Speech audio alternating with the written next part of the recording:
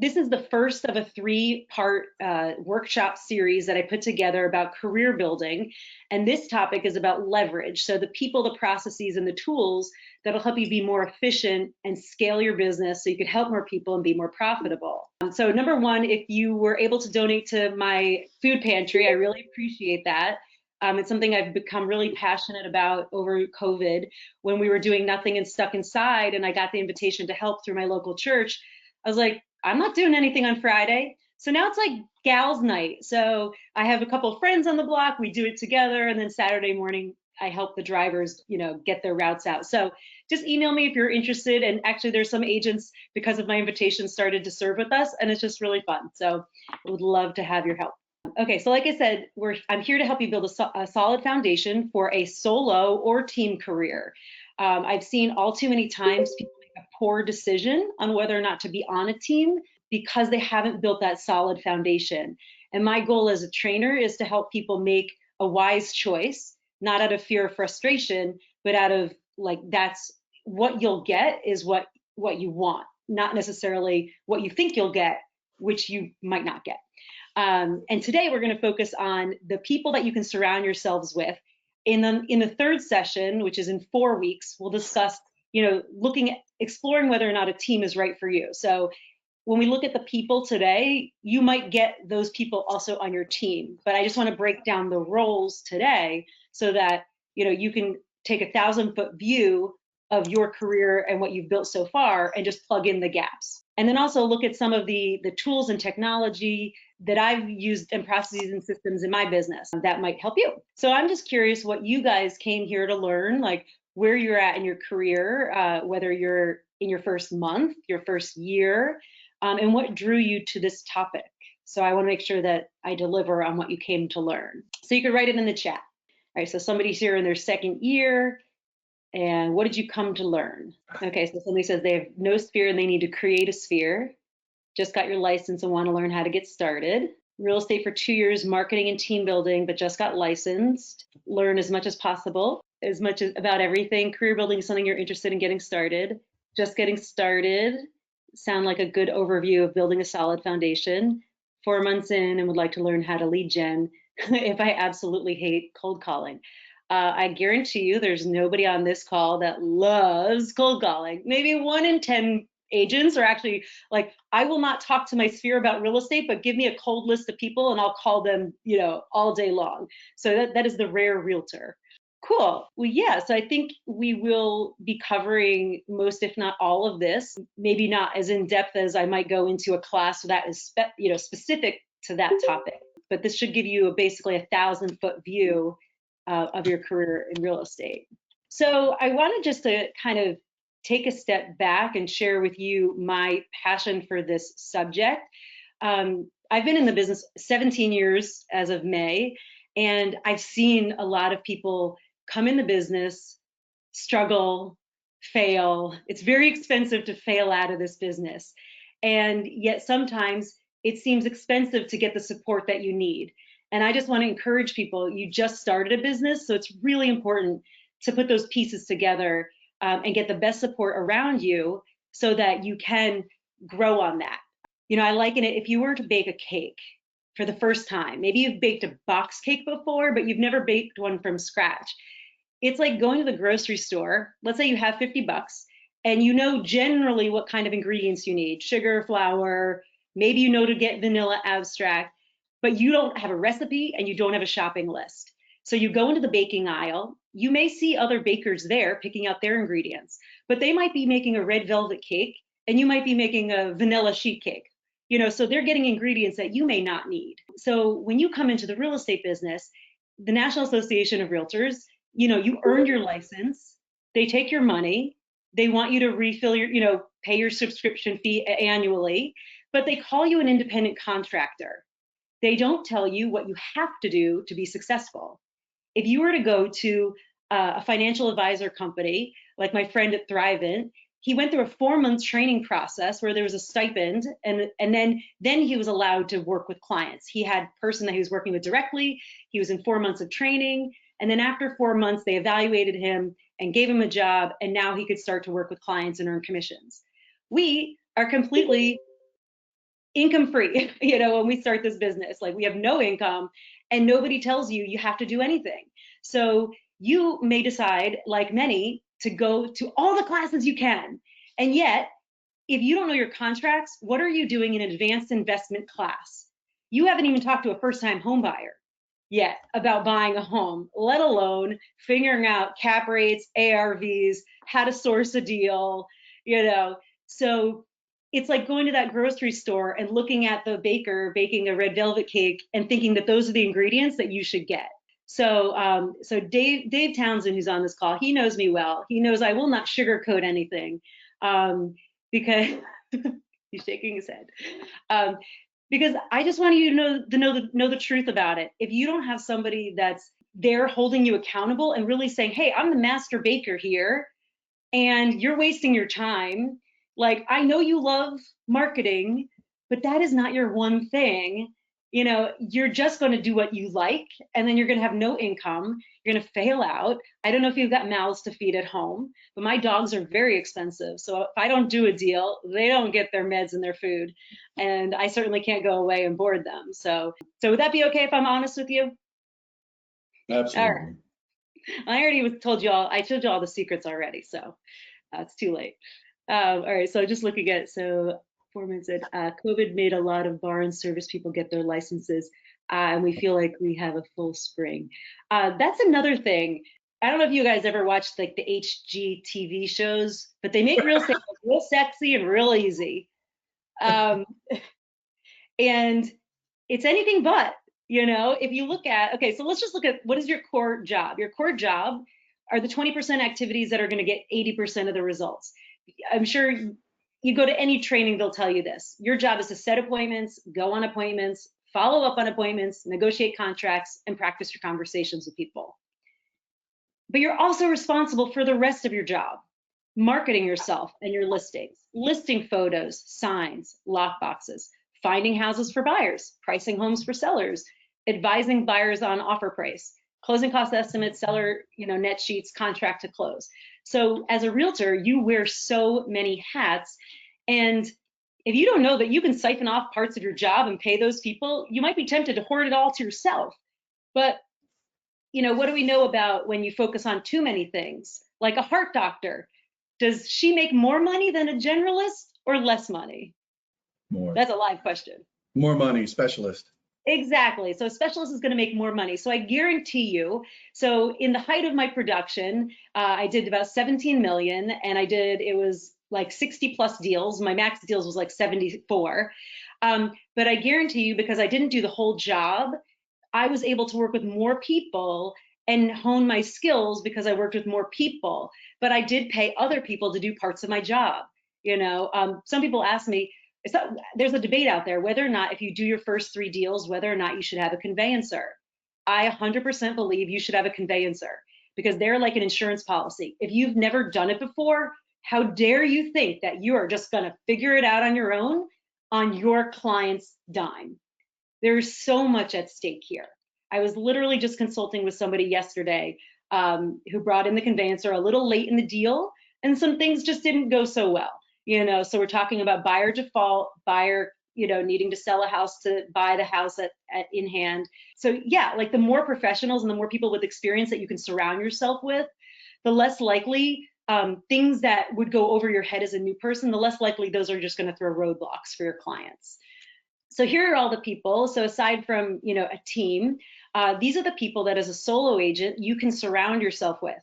If you consider a team, you obviously want to make sure that these, these roles are filled in your life. So, you've got your insurance, your title, and your lender, which might be in-house, pre-vetted people by your brokerage that can advise you and help your clients. Obviously, many national franchises have a lot of broker training. You can have a productivity coach, my boot camps for training, a conveyancer to help you with your deals, a mentor, and marketing for hire. So obviously the ones in blue, those are free. And then the ones in green, obviously have a fee for service. So I'm going to go over, each one of them. And as we go through them, I want you to think like, do I have this person or this element fulfilled in my life? So the brokerage, the pros of the brokerage training, besides it being free, is that you get a variety of experiences, ideas, and approaches, and you may meet great agents that you might want to do open houses for, you might want to partner with, you might want to be on their team. So brokerage training definitely opens your eyes and mind. The con is that they're all volunteers. I've definitely heard of people teaching the wrong thing, in the classes. And were they vetted? Is the broker actually monitoring what is being taught? There's also no through line. If you went to college, you went to Psych 101 and then you had Psych 201 or 102 or 201. I forget the numbers. It's been a long time. So you start with a foundation and you build on it. Whereas, you might have a class on buyer consult one day, inspection another day, open house, social media, like it's all over the place and there's no sequencing. And sometimes there are great programs that are comprehensive, that are like a series of 12 sessions that go through working with buyers, sellers, etc. At KW, we call it Ignite. At other companies, it might just be a boot camp, but you didn't necessarily learn your contracts in that. So there's always gaps somewhere. And agents start every day of the week.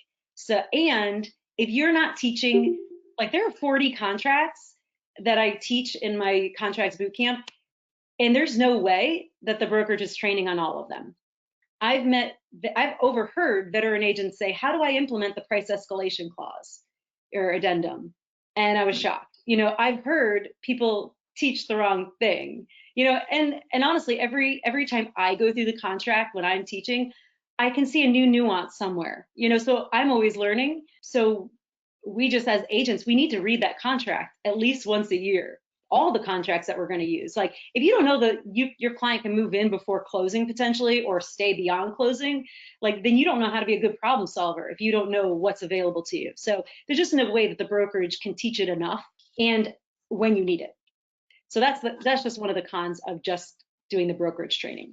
So allied resources. So obviously, lender, title, insurance. Your brokers vetted them already. So that's an easy like go-to person. They might teach classes. They might be willing to take you out to lunch. They want to earn your business. It's not guaranteed that you're going to use them because they're in-house. They want to earn your business. So take advantage of that. And have a couple of people that you refer business out to because they will likely sponsor events with you, and help you out. And then, the con to your just allied resources is they're limited to their field. Don't expect your insurance guy to talk to you about financing or inspections, and an inspector could be actually up here as well. And these guys are not necessarily there when you're writing an offer.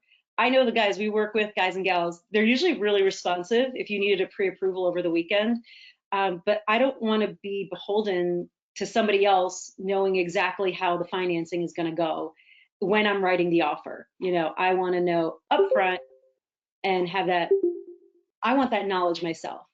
And if anybody has any questions, and if I'm talking too fast, just raise your hand. Just feel free to ask. Mentors are great for when you want to shadow somebody in real life, because there's nothing like seeing somebody actually having a conversation and the kinds of questions and comments that a prospect or prospective client will make with the agent while you're there. It's also great for you to shadow how they do their lead generation, whether it's an open house or making calls. You'll definitely learn a lot. And usually a mentor, like a paid mentor, is there to help you write your deals. So you have somebody like, even all the training that you've had, when you write your first deal, a lot of times people are frantic. They're a little nervous. Like there's a lot of paperwork, and suddenly like your calm demeanor, is like out the window. So a mentor is great for quick and easy access, and help when you need it. The con is they're only going to show you what they're good at. Like if they are not, well, let's just talk pre-COVID. If they never door knocked and you're destined to be an amazing door knocker, you're not going to learn it from them, and you're certainly not going to discover it if you're only exposed to your mentor. And are they vetted? So if your office has a mentor program, are they vetted, and if so, how? If they're not vetted, there's no quality control there. A trainer. So I actually created this training platform. I started a couple years ago, and I've been expanding it because I want to fill what I feel like is a void in our industry, which is ongoing, in-depth, continuous education for agents that is available 24/7 on your own time, but supported live. So unlike brokerages that don't have that through line or that curriculum, I've got 3 boot camps that are curriculum that are holistic, teaching you all the spectrum of skills that you'll need, and you're not beholden to a class schedule. So it's available 24/7, because I know that a lot of people have dual careers. You know, they have another career. You can't always make the class. So that's the hole I wanted to plug up. The way I learned my business was I went to like 3-day workshops or 3-day seminars, ultimately to earn designations. The downfall to just those is that nobody's there to help you through to implementation. So you take a whole bunch of notes over 3 days, and then if you don't actually have a plan of implementation, you might have what people call a smart shelf, just all your books sitting on a shelf, not doing you any good. Thank you for laughing. The con is that, you know, a trainer is not necessarily there when you're writing an offer, and you must be a self-starter. You know, every year I revise and revamp the way I deliver my training to match the way I see agents behave. And yet still, it really comes down to mastering your schedule and making sure you've time blocked for your one thing. And that is something that we all struggle with, because it is so much easier to be reactive to what's right in front of you and who needs your attention and your email, versus take that extra hour before you talk to anybody to say, you know what, I'm going to go through my database and see whose birthdays I need, because this year is going to be the year that I wish everybody a happy birthday. Like, that's just not so urgent. All right, on to productivity coaches. So productivity coach, they're the ones, they cut through the excuses, they don't take your BS, and it's all about helping you stay on track to do the thing that will get you the business. And they're there for quick answers, yet they're not necessarily a trainer. They're not there to teach you your contracts. And they're not in the field with you. You know, they might be available, you know, conveniently when you need them, but it's not guaranteed. So that's a productivity coach. Now, I know a lot of brokerages do mentors or productivity coaches. And at a prior brokerage, we had a mentorship program. And I asked the person, on average, how many deals do your new agents do? Does anybody want to take a guess as to how many the new agents did when it was just a mentorship program where they were shadowing another agent who's helping them do their deals? 1 a month. 3. Wait, so was that Roseanne? You said 1 a month? Jessica, I'm guessing 1 a month with no productivity coaching. Okay, 1 a month. And then and did somebody say something else? I'd say less. Yeah. So it was 2 a year. They did 2 deals. Yeah. Wait, just the whole year. The whole Yeah. year, only 2 deals. Yeah, so they're not there pushing you. Most of us need to be pushed to do our lead generation. The mentor's job is not to push you to do deals. They're just there to help you when you get the deals. And the productivity coach, they're not there to teach you the deal.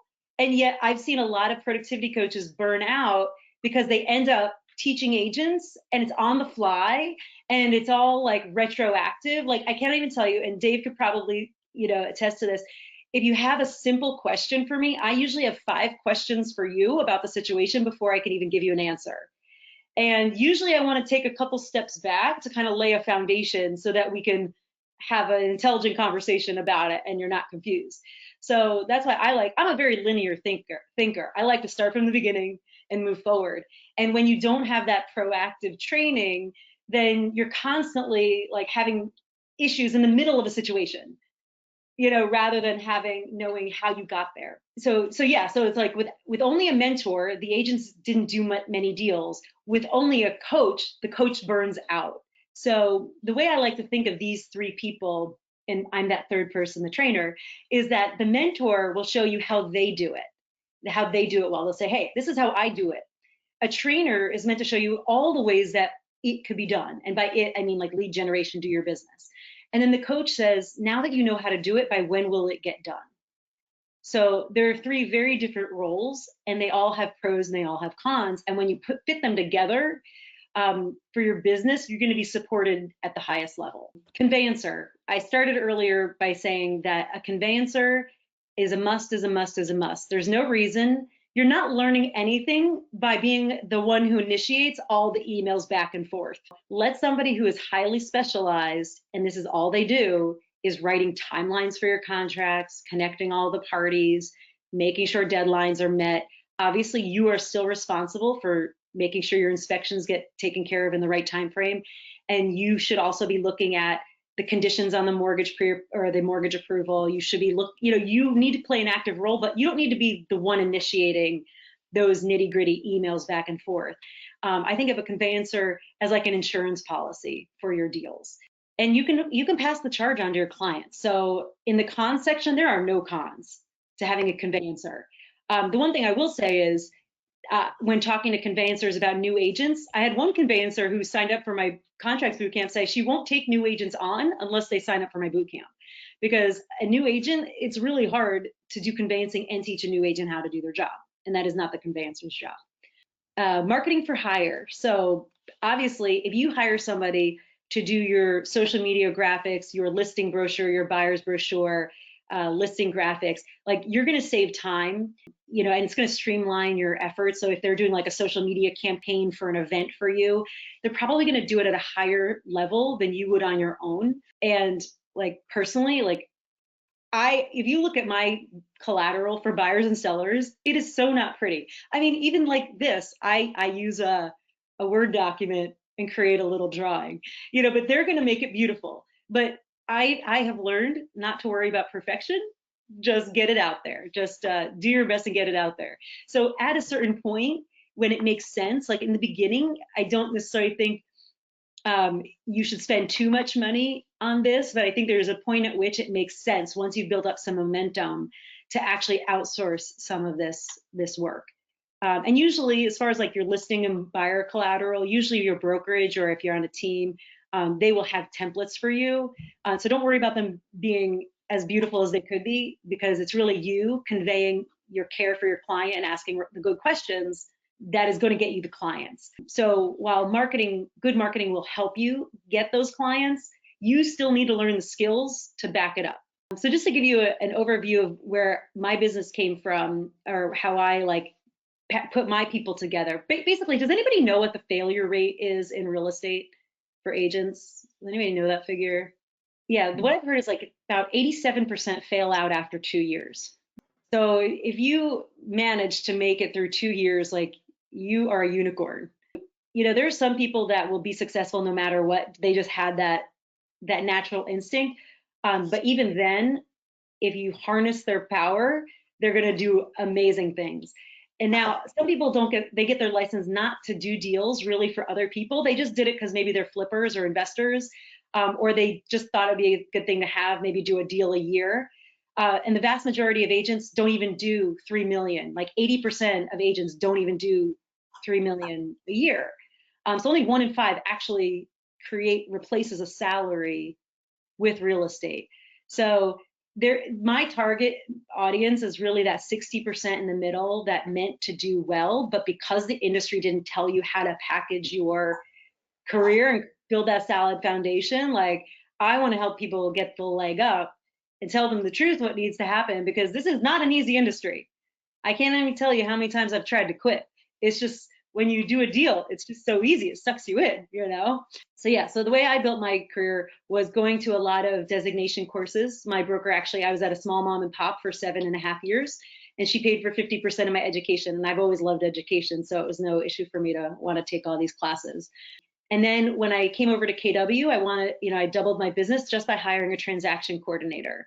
And then I added a showing assistant, and I added a marketing assistant in addition to my transaction coordinator.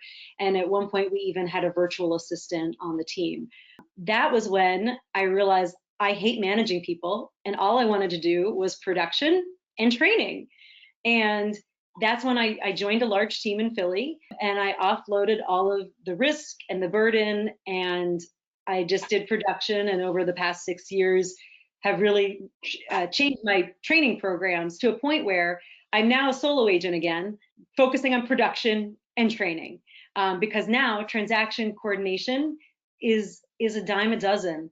Back in the day, 8 years ago, when I hired my first assistant, everybody had to train their own assistant to do transaction coordination. Now you don't have to do that. It's like pretty remarkable. So then also I've surrounded myself with different community support groups that had structure. So 2 years ago, 3 years ago, in March, I joined this group called the 5 a.m.ers. Has anybody heard of the 5 a.m.er group? Yeah. So I don't know what prompted this, but I guess I liked the leaders, and I was like, if I get up at 5, I have a feeling I'll do more in my life. So I got up, I started getting up at 5, and that led me down a journey of reading certain books that led me to Bright Line Eating, which helped me lose 100 pounds in a year. And that was a year and a half ago. And I've been maintaining. And then in January, I realized I'm addicted to my phone. So I started the One Thing 66-day challenge where I don't go to bed with my phone. So no tech after 10. So I'm on, what's today, the 14th? So tonight will be my 14th night. I actually bought 2 paperback books for the first time in probably a decade. And I read at night to go to sleep. So, who are your community support structures? I know, in our brokerage, Noah might do a physical challenge. You might have at your brokerage some people who are trying to do personal business development. Get in their orbit because you are the average of the 5 people that you hang around most. Coaches. Okay, so at one point I think I had like 6 different kinds of coaches at once. I used to have a MAPS coach, and then I went to a neuro-linguistic programming coach who helps me talk, asking great questions. I have a Dave Ramsey financial coach who really helped me put things on the right track last year. And StoryBrand. Is anybody familiar with StoryBrand by Donald Miller? Oh, write that down and get that. I think I have, let me grab the book. I have it. So this is not the exact book, but this was the Marketing Made Simple by Donald Miller, is one of the business books that he has created. And he talks about the 7 elements of a good story. So when you start to see your clients as the heroes of the story and yourself as the guide, your marketing messages are going to be that much more powerful. I have investment properties. I've been a landlord actually longer than I've been an agent. So going on 20 years this year. So I have a property manager. At some point, it just got too big for me to handle. And then allied resources. I've surrounded myself with allied resources. The sooner you get it in your head that lenders and insurance people want to earn your business and you're valuable to them, even though you know nothing, not that you know nothing, but they want to earn your business. So they will sponsor events with you and, help you build your business because they want to build that relationship with you. And then of course, having a CPA and a bookkeeper to keep everything legit, I guess. It's the one thing I do not like looking at taxes. So who's missing in your business? So take a moment and just, the Dave Ramsey financial coach is a live person. Yeah, she's a certified Dave Ramsey coach. That was a question in the chat. So while my dogs go a little crazy in the background, take a moment and see who do you have in your business and who are you missing? And if you want to write it in the chat, who you're missing. So there's a great focusing question, what's the one thing that you could do such that by doing it, everything else is easier or unnecessary? So applied to this, what's the one person in this list that if you had, will make it easier or unnecessary? Somebody privately said that a productivity coach would be great for the accountability. They just don't want to pay. And what's interesting is, I think it's not about what you don't want to pay. I think it's like, you just don't want to be accountable, because usually they're going to call us out, and you have to be very willing, open, and vulnerable. And I would say that there's a saying in real estate that it's not about the split, it's about the opportunity.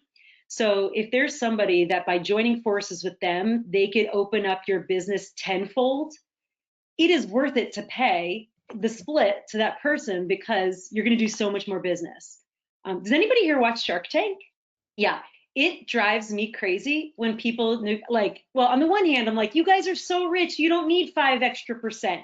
But on the other hand, when the entrepreneurs are struggling to keep 5%, I'm like, do you know who these people are?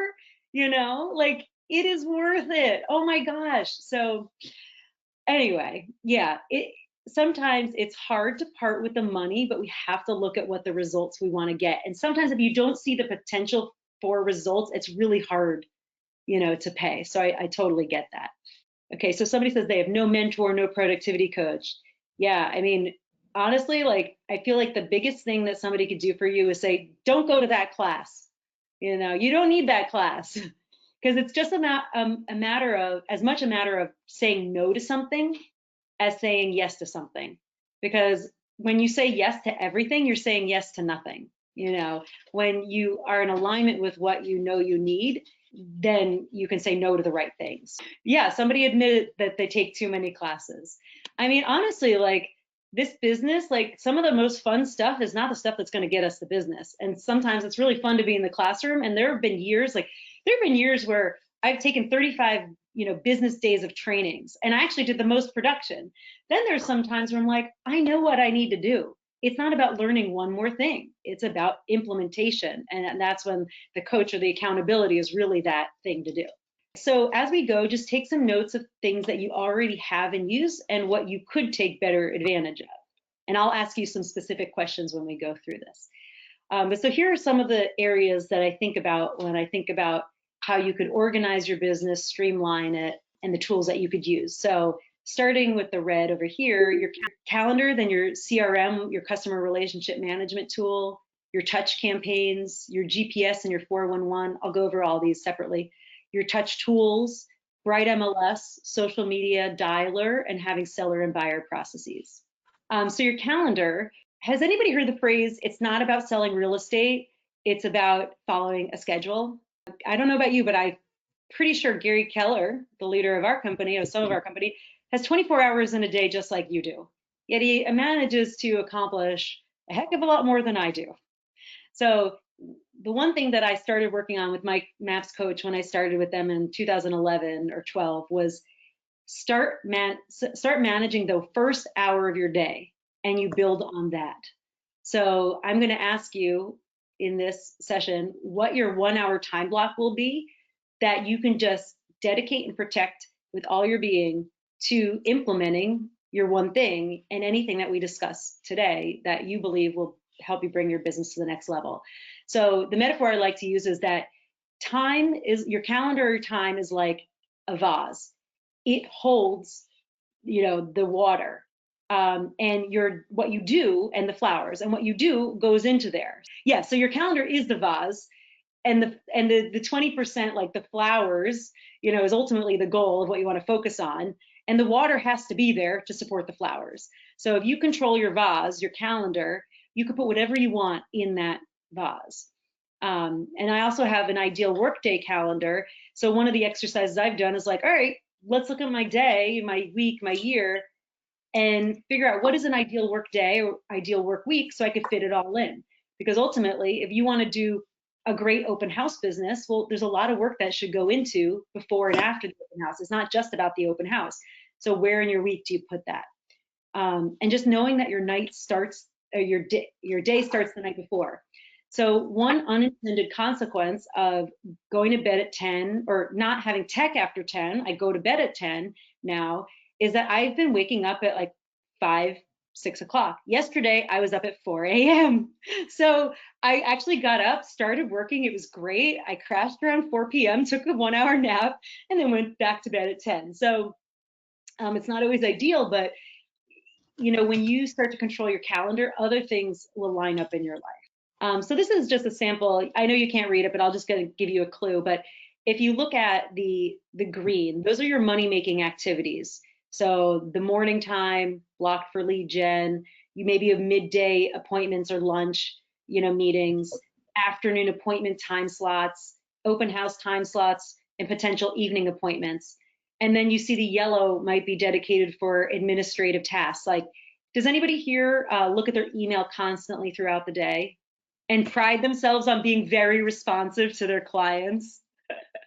Well, I guarantee you, you are taking yourself, because you take yourself off your current task, you're probably making more mistakes, wasting more time than if you had just stuck to the one thing that you're doing and then dealt with all your emails at once.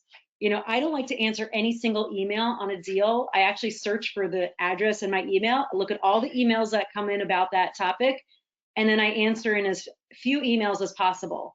And that way, if let's say, I don't know about you, but does anybody here have struggled not looking at their email first thing? Yeah.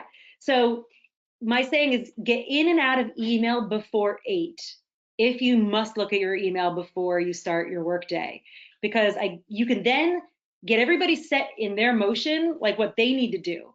then you can focus on your one thing, and they haven't started responding usually by 8. So if you get out by 8, you don't get stuck in that cycle where people are now responding and now you feel like you need to respond. So you check in at 8 or before 8, and then check again midday after you've done your one thing. Then you've gotten responses. Now you can send everybody out to do their other thing. And then you can go on to afternoon appointments, and then you could check your email again, and then you respond, and set everybody up on their way. And in the PDF that I share with you, you'll be able to blow this up if you want. And then of course you need to time block your personal activity. So The Miracle Morning, that's a great book I have in gray, then some blue times if you want to, time block, like make appointments with yourself, make appointments with your spouse or your family members, because they're just as important as your clients.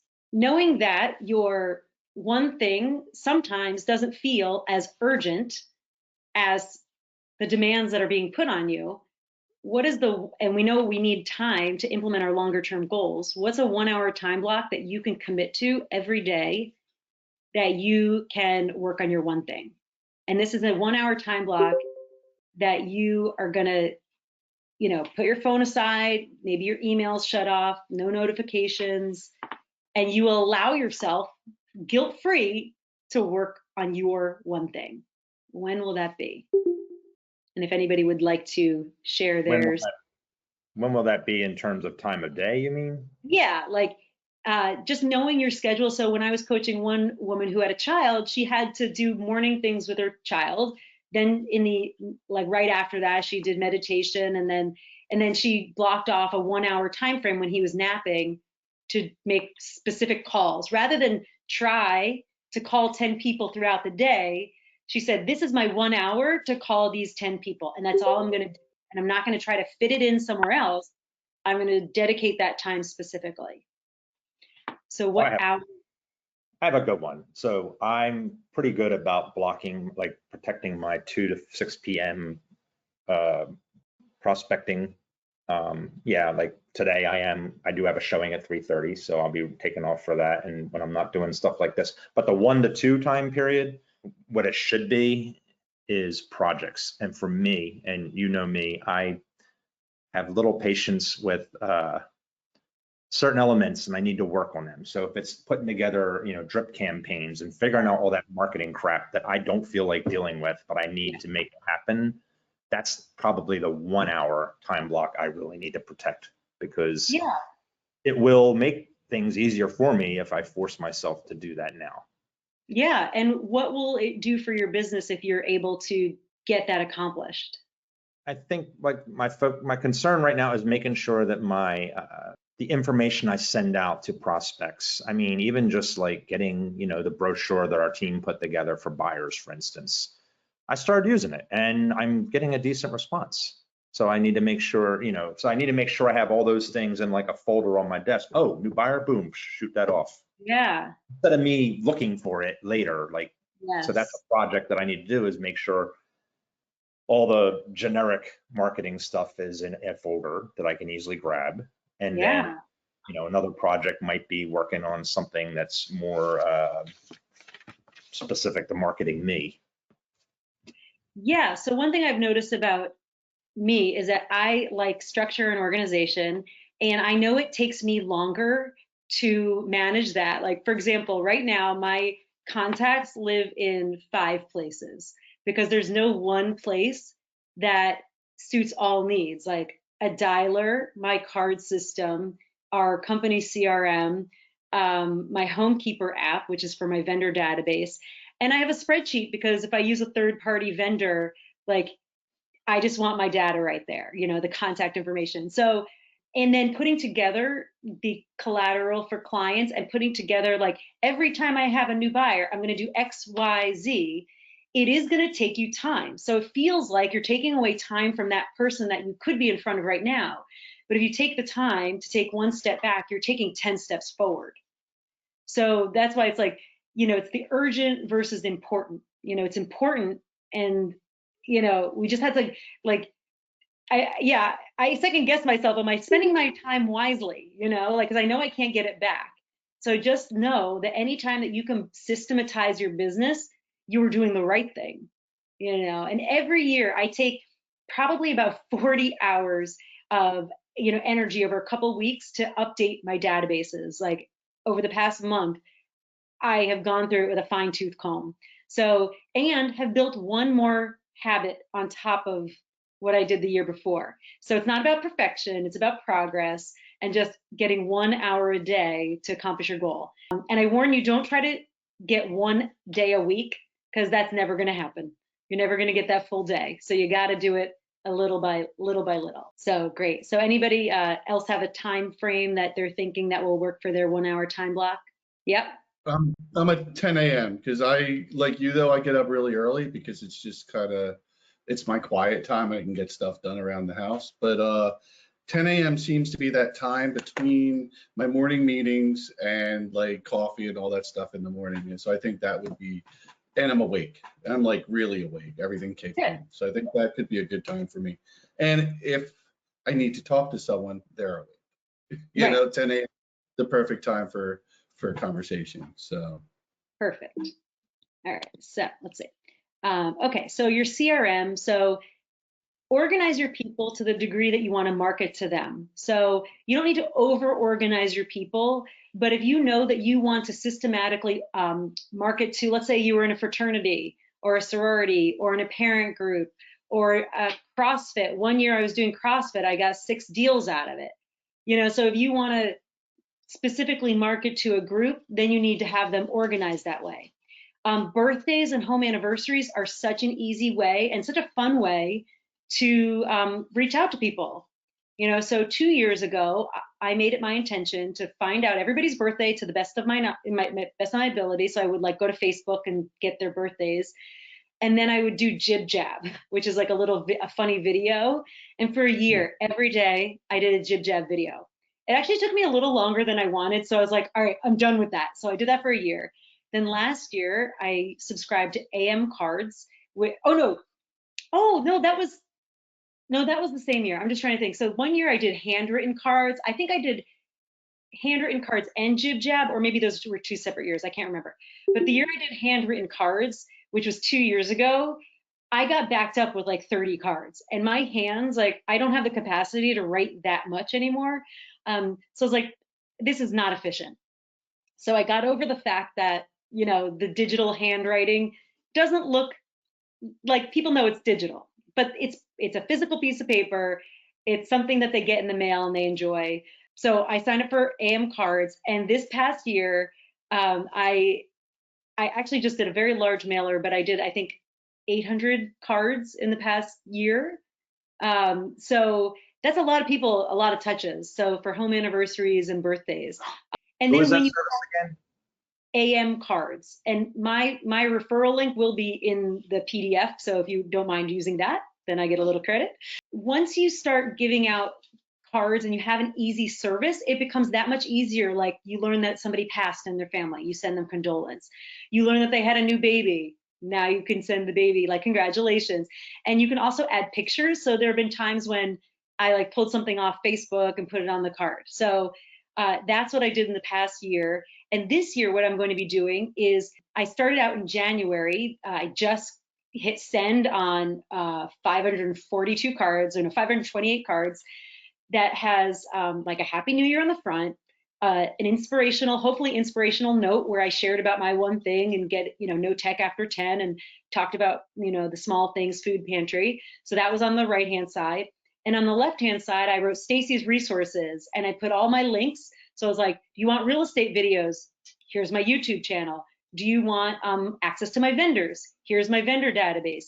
Do you want some way to search properties? Here's my website to my search, my IDX. And then I said, you want to write me a 5-star review on Zillow? Here's my link, And then I gave them the websites to the food pantry and to the one thing. So if they wanted to look that up.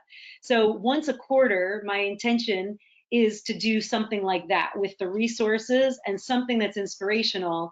And now that I have my database to a point where I've built the one habit of the birthdays and anniversaries, I'm going to add on. So now I'm going to do a monthly postcard in between the quarters. Yeah. So in past years, I've been haphazard about postcards. Like, I've done a Valentine's Day, like, I love my clients, or St. Patrick's Day. I'm so lucky to have you as a client. 2 years I did 4th of July, thankful for the independence and freedom to own real estate. If you work with builders, April, you could do like Groundhog Day or not Groundhog Day, but, breaking ground.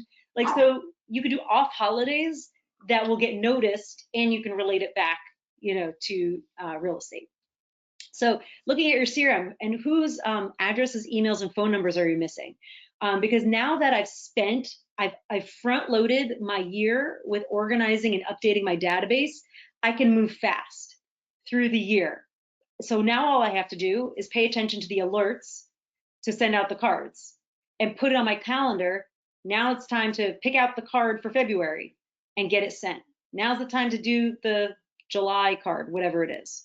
So who are you missing from your system? So you might have more people than you think that you know. And you also are probably missing birthdays and addresses. So the ineedyouraddress.com, if you have people's emails and you want their addresses, you can send that out and it will populate a CSV file with their information. I believe you can also ask for their birthdays on that as well. But also you can make a habit of going to Facebook every day and just making sure you wish those people a happy birthday, direct message them. I tend to like to text people because I feel like sometimes I don't look at my birthday messages and they'll at least see that I texted, hopefully. And then the ultimate memory jogger exercises, also called the Yellow Pages exercises, which is like, if you go to the Yelp pages, who do you not know that you need to know? Architects, roofers, electricians, contractors. Who are the people that you actually do know that you're not thinking of? Dog groomer, veterinary, florist. Those are people that you can build relationships with. There are different touch campaigns that we talk about based on if you know the people or if you just met them, how you met them, and also nurturing them, ultimately with the idea of getting people to know you, like you, trust you, use you, and refer you for business. Sometimes we focus on one approach, and these touches are like postcards, calls, and we'll get into these a little deeper. But sometimes I hear people focus on one thing at the exclusion of others. And I want you to remember that the way you like to communicate is not the way everybody likes to be communicated with. So you probably know people who will never answer their phone. I used to have a friend, she's still my friend, but she wouldn't listen to your voicemail if you left her a voicemail. I won't call you back if you don't leave me a voicemail. So we know that about each other. But so just don't, assume that people like to communicate the way you do. So you want to layer your approach because you don't want to just pour sugar in your recipe. You need flour and you need vanilla extract, and other things. I don't even know what goes into a cake, honestly. So you want to layer your approach. So over the years, like I said, I've built my campaign, my 36 to Convert Touch campaign up to where it is, just by adding on. And in 2 weeks, we're going to dive into this a little deeper because we're going to go over the budgeting using your free tools to create basically touches over the year. But just to give you a sense of what my business looks like. So I'm a little haphazard in making my calls. Usually I'll call around an event and they prescribe to call your sphere 4 times a year. I happen to see a lot of people, your sphere and your clients. I happen to see a lot of people, so it would be weird for me to call them that much. But my goal is really to get through everybody twice a year using my Mojo dialer. Last year was the year when we had Bold Pivot. And I realized, every year, I think on October 29th, wouldn't it be great to do something for Halloween? And that's 2 days before Halloween. That is not enough time. So this was like August or September. And I was like, oh, I have time. So I hired characters, princesses, and a superhero, and I threw a Halloween party. And I'm like, that was great. I'm going to do that every year. So now I built that event touch. And then I was like, what can I do around April? So twice a year. I was like, Easter egg hunt. Perfect. So it's not that I sat down and wrote this amazing business plan and then just implemented everything. I was like, what's the one thing I can do this year and do it really well and then build on that? And then of course, using digital invites to invite people. So Eventbrite, social media, and email. I talked about the 2 cards. So the birthday and the anniversary and the text and direct messaging.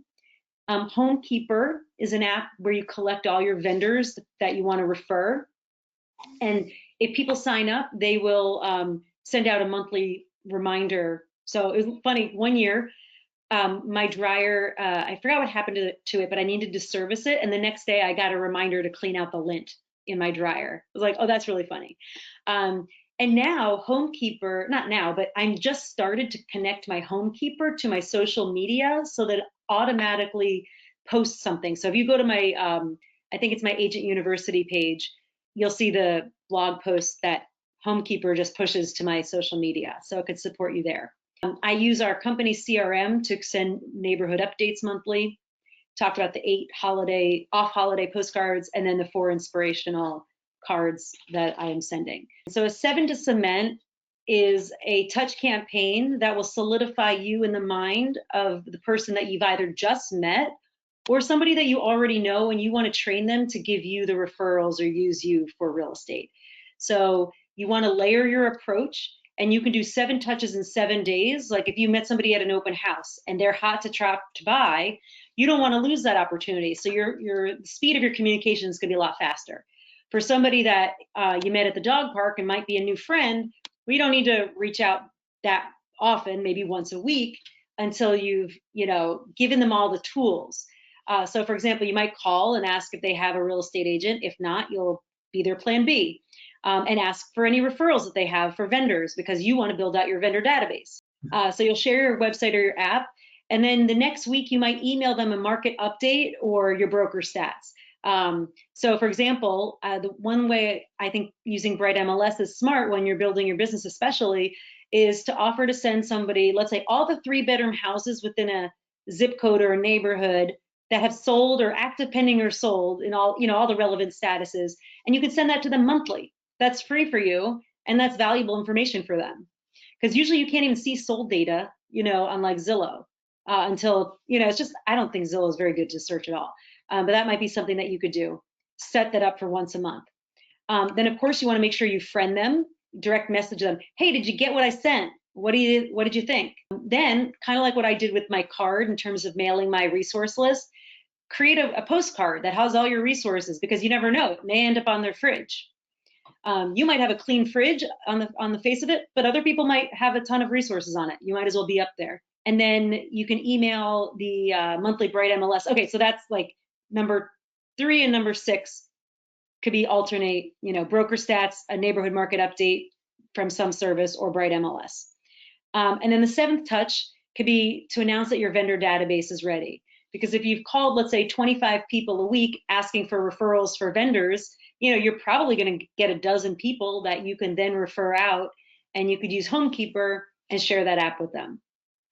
So that's just an example. So your touches. So there's 2 terms I want to define, your METs and your targeted haven't mets. So the people that you already know, what are you currently doing to engage with them? So I know some people are really good with Instagram. I know some people might see people a lot, like let's say you go to the gym, but is there something that you're already doing that, that you should keep doing? And then is there one other thing, and it's personalized, and one other thing that's automated that you could add in? So could you add in a note card a year for that person? Could you set them up on an auto email from Bright MLS or another tool? So what's one thing that you can add to what you're already doing? And it might be like direct message them 4 times a year, whatever it is. It's a personal touch and an automated touch. And then for people that you haven't met, your targeted haven't mets, what are you currently doing to engage them? So Dave earlier shared that he discovered that if he shares the buyer guide with them, he's getting better success. So now that he's got some success with that, he's like, ooh, what if I systematize this? So what is your follow-up plan that you need to convert? Is it something to the effect of, hey, I met you at this open house and I have 3 other houses that I think you might like. Did you want to go see them? The next day, Oh, I wanted to forward you something that I learned from my lender today about this program. The next day might be a call. Hey, did you get the email with the broker or the lender information in it? So you want to layer your approach and the time of day potentially with those haven't mets. Don't call it every day at 3 if you don't reach them. Try 7 p.m., try 7 a.m. You might reach them at a different time. And just to let you know, at the end of this, I've summarized the 5 questions that I'm going to ask you, so you can take a little bit more time and answer these questions, after we get off the session. All right, so your GPS and your 411. So if you just start to implement these new habits, you don't need to go all out and have a quote unquote business plan. A lot of times if you don't know what it's like to be in real estate, it's a lot harder to create a business plan around it. And like I've shared, I've just said, I want to do this card thing. So I did that. And now that's part of my repertoire. And then I added something else. And then I added something else. But at some point, you're going to create enough chaos and you're going to realize that, let's say you did 24 deals one year, that you got 18 of them from referrals and from people you know. So now you want to organize your thought process around working with those people. That's what I think is the appropriate time to do, your GPS. It's a lot like contracts. You could go to a contract class, but until you've actually sat in front of a buyer and worked through a contract, it kind of is like Greek, and you kind of need to be in it to really get it. Now, you should learn it before you get in it. And then when you're in it, you should ask questions. But sometimes it just doesn't make sense until you're in it. And similarly, sometimes a business plan doesn't make sense, it's not intuitive. Like when I read the MREA book, the Millionaire Real Estate Agent book, before I grew a team, I stopped at like one of the earliest chapters because it just didn't feel relevant and I couldn't get into it. But then when I had started to build my team and I went back to read it, and I was like, oh, that's why what I did worked, or oh, that's why what I did didn't work. It then made sense, and I was able to more easily learn those lessons. And then the 411, and I'm going to give you a sample of what a GPS looks like. And then the 411 is basically an implementation strategy for your business plan. If you have anybody in your life that is willing to work with you on a 411, go for it. It is, I hear, a great tool. And when I signed up for the one thing this year, I learned that I was going to be learning how to use a 411. And I got really excited because I've never really had classes that taught it. And I never really had anybody in my life that, helped me implement it. So I'm excited about that. So this is what a GPS worksheet looks like, and I'll give you a sample of my GPS. But basically, it's like, what's your one goal for the year? What are 3 priorities for reaching your goal? And what are 5 strategies for reaching each of your priorities? So my one-page business plan is 12 million in volume. That's my goal. It's powered by a big why. I want to do a lot of dance, ballroom dance. It's expensive. I want to fund my retirement. And I want to be charitable. And you always start with charity. You don't have to wait till you have money, but start with something. And guided by core values. So one thing podcasts I listened to last week was like, be guided by your core values. And then think of 3 words. And usually there's like this whole day-long exercise. But I've been thinking about this for so long that when they said that, I was like, service, growth, and fun. Serving others, helping clients grow their investments, helping agents grow their businesses. Like, growth excites me. And having fun. If you don't know me, or you do know me, you know that I have an alter ego who wears a wig and is kind of ridiculous. I love to have fun. So I don't take myself too seriously. And I think, through my business, you'll see that. My 3 priorities are my METs. So everybody needs to focus on the people that you already know, working on getting repeat and referral business. You also need a leg of your business to target haven't mets. So I don't even care if you have a 3rd leg of your business. If you have a strategy for your mets and your targeted haven't mets, just do that. I happen to have a very overlapping 2 legs of my business. So I really want to go all in on social media for production, so for buyers and sellers, and for Agent University, which is my training platform.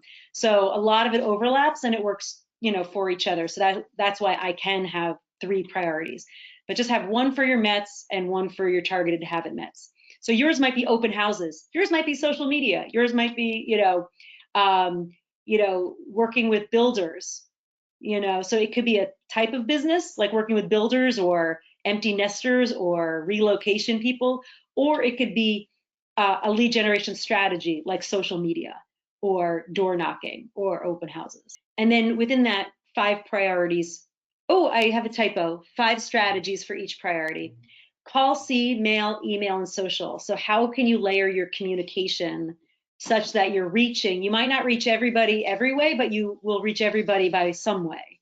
Again, calling, writing, seeing, emailing, and social. So you can see how just the touches that I'm doing are very intentional to be cross-purposed, layered, like I like to say. One thing I added to my repertoire this year is Bright MLS Social Pro. And it's a paid service, but it basically linking your listings to social media. And honestly, I haven't gotten farther than just connecting it and setting it up. But anything that I could do to streamline my social media and provide value there, I wanted to implement. So here's some things that I'm doing in social media.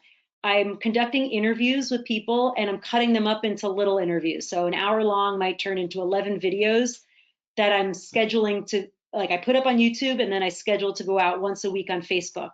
So I think right now I'm running 2 interviews that go out, once a week each. And then I've got my social pro that's connected to my social media. And then I have the homekeeper that's connected to the social media. So because I have those pre-scheduled, then if I wanted to, I can, do posts ad hoc and not worry about, is this relevant? And it could be personal because people don't want to just hear about real estate or business. And so Bright Social Pro, my homekeeper blog post. I also have an email newsletter that goes out, and then using, hiring a social media strategist to drive business to the website. So that just gives you an idea. This is a sample 411 worksheet. So basically you start with your annual goal and then you break it down into your monthly goal and then what you need to accomplish each week. And I don't want to go more into that, but basically it's a success list, not a to-do list. Here's some touch tools that I use or have used. So AM cards is how I send out my automated cards. I type it up and then it gets sent out. So there are other card systems. I happen to pick AM cards and I like them. Twilio is for texting, basically creating one text that goes out to many people. Callfire and Sly Broadcasts are similar in one of them does texts. I think that's Callfire. Sly Broadcasts, also you could call in, leave one voicemail and send that out to 1,000 people. It bypasses their ringing. It doesn't ring for them. It just goes directly to voicemail. So this could be used in combination with an event. Like let's say you're hosting an event, you could send out an Eventbrite, you can post it on social media, you can do a Sly broadcast where you say, hey, I just sent you an invitation to my event, can you come? And then you don't have to leave 1,000 messages, you just leave one message and it gets sent to everybody. Eventbrite, obviously for invitations. Command, like that's our KW CRM. Homekeeper, which is for your vendor database, which saves me so much time. And when a vendor goes bad, I just take them out. Jib Jab, if you wanted to do the funny videos, which I loved when I did them. It was super hysterical. And then obviously social media, wherever your audience lives, like go there. Here's some ways that you can use Bright MLS. So set yourself up with buyer closing cost preferences and seller net sheet preferences. That way you don't have to reinvent the wheel every time. And I included 2 screenshots of my default preferences for those. We talked about sending out that monthly nurture email where you send out all the 3 bedrooms or whatever's related to your client or friend in their little area that just sold or is active in that past month. Use the portal, to monitor who's been active in your MLS. I'm always a little shocked. I'm like, oh, that person, and call them. And then of course you can use Bright MLS to do pricing reports. The National Association of Realtors also gives us RPR, Realty Property Resource. I find them a little cumbersome. I tend to like to do my stats manually and my pricing manually, just because I know what the ingredients are when I bake the cake, but their box cake, I don't know what goes in them. So it's like, I find them a little cumbersome. These, when you go to MLS, if you go to the finance section, it'll give you the option to go to preferences. And you can put these in and save your preferences. So that's just one system to speed you up. Social media, I mentioned like Facebook business pages. You can pre-schedule posts to go out weeks in advance. I think 8 weeks is the max that you can post in advance. You can also do that on YouTube. Hootsuite and Repost are just two types of platforms that will help you cross-pollinate. You know, if you post to one, it posts to the other. And remember to post where your audience is, not just where you like to be. So if you love Instagram, but you want to work with people who have money, you might want to go to LinkedIn and Facebook, because those are the older people who are probably on their second home or their vacation home or move up buyers or empty nesters. What platform, you know, hosts your audience so that you can then friend everybody and master that platform?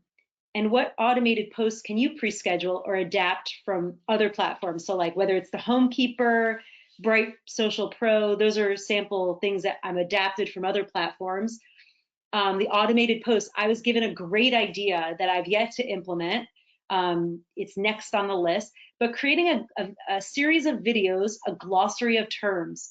Like one video could be, what is loan to value? Another one is, who's the mortgagor, who's the mortgagee? What's the difference between the note, the deed, and the mortgage? You know, simple things that we might find so simple. You could create, like I listed out like 33 videos that I could create just based on a glossary.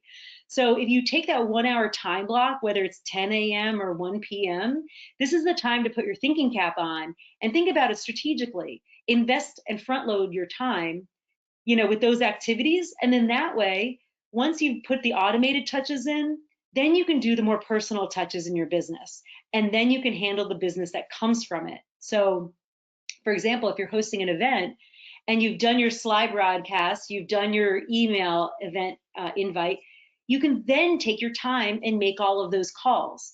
Because it might take you 3 weeks to make all the calls, but at least if the last person got a call 3 weeks ago to save the date, you know, you've done a little bit of the heavy lifting up front by using technology, and then you can make it more personal.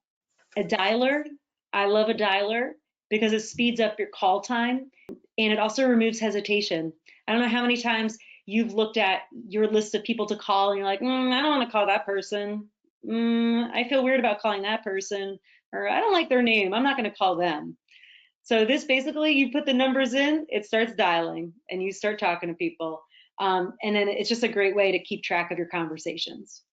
Two that are popular are Mojo Cells and Vulcan. Then, you know, when we get down to like the actual business, having checklists, things that you do over and over and over again. Like I look at the business this way, 80% of what you do is the same every single time. If you nail down your 80%, what's the same, you can then deal with the 20% that's different. You can deal with the weird thing that comes up last minute in your transaction, you know, because you know what's the same and you've streamlined the same. You know, you're sending out canned emails, hopefully through your conveyancer, warning them about wire fraud, giving them a heads up as to what to inspect during inspections, you know, and things like that. Things that you say over and over again are great things to have in terms of your canned emails or your templates or your checklists.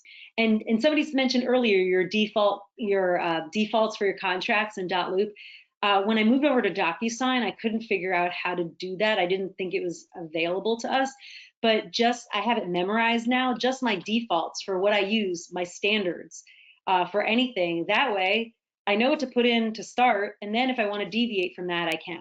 This again is hard to read. I didn't mean to teach a class on buyer process or the next one seller process, but this is a good idea as to the major steps in working with each buyers and sellers and what might go into thinking and what you could be doing in between each step, like having an intake form so that you can understand what they're looking for. Like that's the one biggest thing. If you don't do that, having an intake form where you get to know their goals and their needs and their financial situation, in order to prepare for the console, like that's the one thing that I would suggest to implement, even more so than your buyer guide, because it will enable you to create closing costs for them, closing cost estimates, and through the conversation about the numbers, you can teach them about the process. And again, the seller process too, just, you know, how in-depth and granular we really can get. And when you think of it this way, you can implement those checklists and move faster. All right, so your next steps, I asked you 5 questions throughout, and it was, so who's the one person you could add to your support system? what's the 1 hour daily time block? What contact information do you need from the people that you know to maximize your CRM? What are the automated and personal touches that you can add? And what is that 7-touch plan for the new people you meet? And what is that social media platform that you're going to focus on, and scheduling automated and adapting, pre-scheduling and plugging into other systems. So if you just do these things, adding that one person is like half the puzzle. Doing the rest of this is the rest of it, And then a year from now, then it's like, oh, wow, okay, like now I can move on to the next thing, maybe not a year, maybe 3 months. But in 2 weeks, we'll certainly get a little bit more itemized as far as these activities and what things cost. But for the most part, these things are pretty inexpensive, if not free. Yeah, so if by chance I'm your missing person, I run 3 boot camps. Less than $100 for 12 months gets you everything. And if you have any questions, my contact information is there. And then if you wanted the referral codes for AM cards, for Mojo Cells, I think if you given them my name, like they give me credit. And then this presentation is at this. And I do like to round up my sessions with something like ahas or something that you can do between now and next time, or something that you can do in your business to take something here that you've learned and implement it. Because if you don't implement, we've wasted our time here. Yeah, so the next session is same link, 2 weeks, 1 o'clock, building your business on a shoestring budget. So yeah, so I'd love to hear some ahas, and if you could share your screen, you all have the link to this document, so I'm going to stop sharing my screen so I can see all your faces. What are some of the things that you guys learned today or will implement for your business? So I think that when you were talking about, and I never do this, is finding referrals for service people, like contractors and stuff like that. I just moved to a new area and I want to farm this area, but I know no locals. So I want to actually start using local carpenters and stuff like that. And since I moved here, I actually have to use their work so I can vet them myself as well. Yeah. So I think that's one of the main things I want to send out. I joined all the Facebook groups for the neighborhood area. So I'm kind of meeting them, and I'm kind of going through the process of, hey, who do you work with for plumbers? Who do you do with this stuff? But I'm really bad at saying, I'm a realtor. I got to do that, I know. But it's just like, I'm looking for the people without sounding slimy. You know what I mean? I love that app, so I could put them all in. I have to get the app about so I can put it in it. And since I have it, I like to fill things. So that's my number one. Awesome. Working with business vendors is great because you're adding value to your clients' lives. And if you get good people, you're making your life easier, Mm-hmm. And when you call somebody, what's that? I already used one to help get a house ready for sale. There you go. So when your call to somebody is, hey, who do you like to use? I'm building out a vendor database so I can provide service to my clients in real estate. Who do you know? Like, you're coming from contribution. Like everybody loves it. To the degree that we want our carpenter to have other jobs, we will share their information. Obviously, sometimes I'm a little guarded with my handyman because he's amazing and he's really hard to get in the schedule. But like generally speaking, when we love our guy, we're going to share that, and it just makes us look good, just as a byproduct. Cool. Adam, would you like to share something that you learned and/or will implement? Sure. Yeah, I really took back, doing the 1 hour time block a day really breaks it down. And I think, that's much easier to commit to than saying like, I'm going to block off this time for, 4 hours a day of this. And then, you have other stuff that pops up. So I really like that where, it's the throw your phone in the other room and you're like focus time, I'm going to do X. I think that, breaking it down into smaller pieces, makes it more easily attainable. So I really appreciate that. I'm going to try that. Yeah. So the one thing group, it's like the with the number one thing.com. They talk about sometimes it's not even saying doing the 1 hour. It's I will look at my 411 before I do anything else, before I look at my email. So just by the act of looking at it first sets you up to actually act on it. So I wanted to get a better night's sleep. So I didn't say, go to bed by 10 and turn your tech off by 11 and get up by 5. I just said no tech after 10. So whatever that ended up being, it ended up being. And the byproduct was I went to bed. I had nothing else to do, and I naturally got a better night's sleep and I'm getting up earlier. So sometimes we have to attack. It's like if you want your kids to stop eating so much junk, you might actually just feed them more good stuff. You crowd out the bad thing. So if you want to do more exercise, your one thing might be just put on your exercise clothes and walk out the door. And that's your one thing. And if the exercise happens, it happens. If it doesn't, you did your one thing. So great feedback. Who else would like to share? I'll go next. Sorry. Oh, hey, Jess. I'm gonna be taking the time block plus the social media creation content and merging the two of those together just an hour, because it's one thing that I do avoid, because just during the day you're like, oh, I have a great idea, and then it's gone. Right. And you just were at the computer, but I think forcing it for like an hour a day, you can't walk away. I think it'll get more done. Yeah. Sometimes we don't see the immediate effect of the activities we've done, but I guarantee you the activities you did a year ago are taking effect today. So if you always take action today, you'll set yourself up to always have the results. Like for example, today I was working on one of my one things and I got, and I happened to be in my email because that's what I was doing at the time. And I saw somebody, oh, we're thinking we want you to list our house in March. Can you come over? So it's like, yeah, because I've been in touch with them over the years, so we just have to give ourselves permission not to always act on the urgent and trust the process. What you put out there will return. Who would like to go next? I was going to say the same thing, the 1 hour.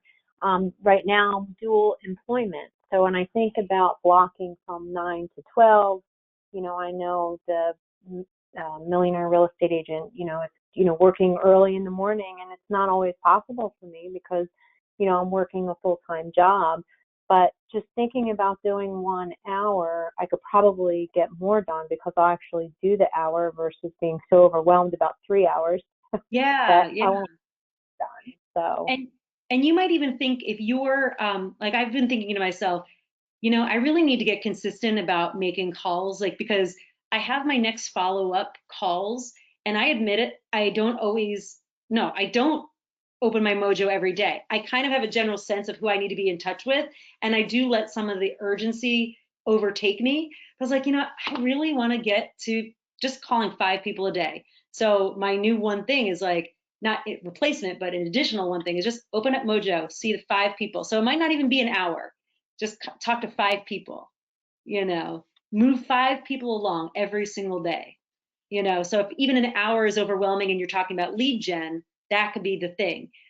When you're talking about planning for something, then you might need to like just protect that hour just to know that you have the mental space in which to do the work, right? Cool. Michael. So there were a couple of things that I really enjoyed, and it's very similar to what the rest of the group has been saying, but it's just a reminder that I should be doing the things that I know I should be doing.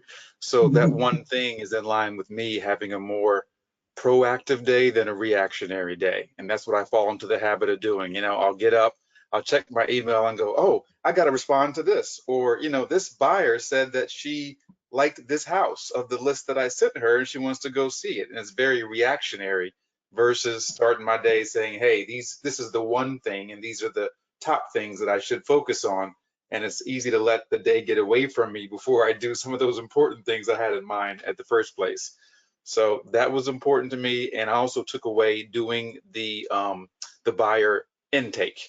I thought about doing that before, and I have a paper form that I've used when I was meeting in person, which we haven't been doing so much recently. And I thought maybe having an online version might make more sense, and you kind of cemented that today. So I'm going to figure a way to implement that on our Google form, just something we've been working on so well, and get that going. I think that'll be an awesome add-on. I will say, in the past it was a Word document, then I moved it to Google Documents, then I moved it to a G form.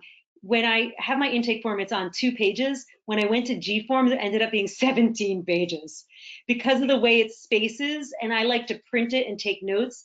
So I'm actually going back to just a Google Doc, and they can just write it, and I can just delete the little underscores. So that's just like a little tip.